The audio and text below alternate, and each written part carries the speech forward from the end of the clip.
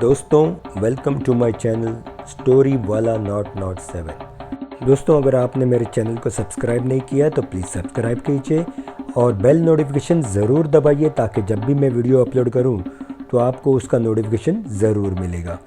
दोस्तों ये कहानी ये शाम की तन्हाइयाँ ऐसे में तेरा गम, ये कहानी मैंने कुछ अलग हट के लिखने की कोशिश की है और इसका कॉपीराइट मेरे पास है।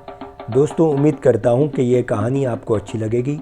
अगर आपको कहानी अच्छी लगी तो मुझे लाइक कीजिए और प्लीज़ मेरे चैनल को सब्सक्राइब कीजिए और आपके कमेंट्स का मुझे इंतज़ार रहेगा क्योंकि आज तक मैंने हॉरर कहानियाँ प्रस्तुत की है।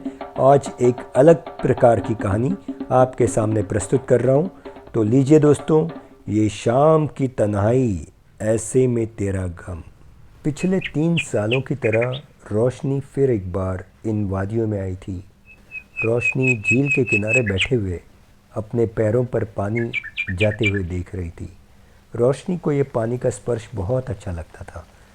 ठंडी हवाएं, ताज़ी हवा और ये शाम। रोशनी 3 साल बाद इन वादियों में फिर से आई थी। 3 साल पहले जब वो इन वादियों में आई थी तब रमेश उसके साथ था, लेकिन किस्मत को शायद कुछ और ही मंजूर था। इस वक्त इस साल रमेश उसके साथ नहीं था। शायद इसी को किस्मत कहते हैं। उसे रमेश के साथ इन पहाड़ों के बीच झील के किनारे बैठने बहुत अच्छा लगता था। शाम कैसे गुजर जाती थी पता ही नहीं चलता था और उस पर रमेश का उसे हंसाना, उसे खुश रखना उसे बहुत अच्छा लगता था। उसे फूल भी बहुत अच्छे लगते थे। इन वादियों में जब वो खिलते हुए फूल को देखती थी तो उसे एक अलग ही खुशी महसूस होती थी। आज भी इन वादियों में वही झील, वही हवा, वही सुंदर सुंदर फूल, सब कुछ पहले जैसे ही था। बस एक नहीं था, वो है रमेश।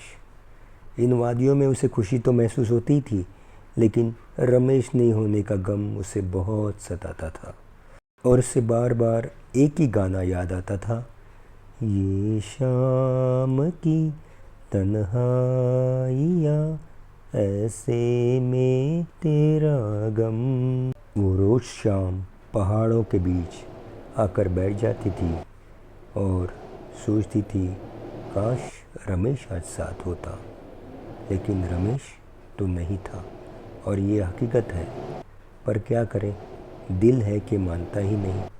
वो हमेशा यही सोचती थी कि रमेश आएगा, रमेश लौट के ज़रूर आएगा। हर शाम वो उसी जगह आके बैठ जाती थी जहाँ रमेश को आखिरी बार मिली थी। हर वक्त यही सोचती रहती थी कि रमेश आएगा, ज़रूर आएगा। पर हर शाम वो उसे तन्हाई में छोड़ देती थी क्योंकि रमेश नहीं आया। और आएगा भी कैसे, क्योंकि उस शाम जब रमेश और रोशनी साथ बैठे थे तो रोशनी ने उसे एक फूल लाने के लिए कहा। रोशनी ने कहा और रमेश उस बात को नहीं मानी। ऐसा तो हो नहीं सकता था। रमेश ने फूल निकाला और वो रोशनी की तरफ आ रहा था, लेकिन अचानक रमेश का पाँव जिस पत्थर पे था वो पत्थर हिल गया और रमेश का बैलेंस छूट गया। रमेश इन्हीं वादियों की घाटी में नीचे गिर गया, लेकिन उसकी बॉडी नहीं मिली।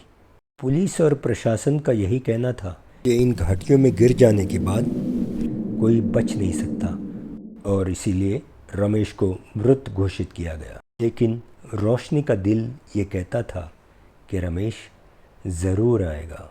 रोशनी उसी जगह बैठी थी जहाँ से रमेश फिसल के गिर गया था और वो इंतज़ार कर रही थी कि रमेश आएगा, ज़रूर आएगा। इतने में रमेश की आहट रोशनी को सुनाई दी।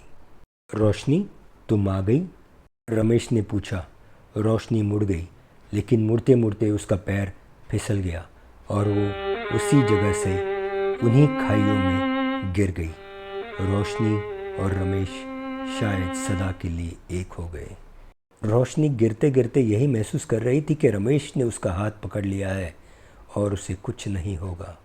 ये शायद रोशनी का वहम था। बस इतनी सी थी ये कहानी। आपको कहानी कैसे लगी मुझे ज़रूर बताइए कमेंट सेक्शन में। और अगर वीडियो अच्छा लगे तो लाइक कीजिएगा।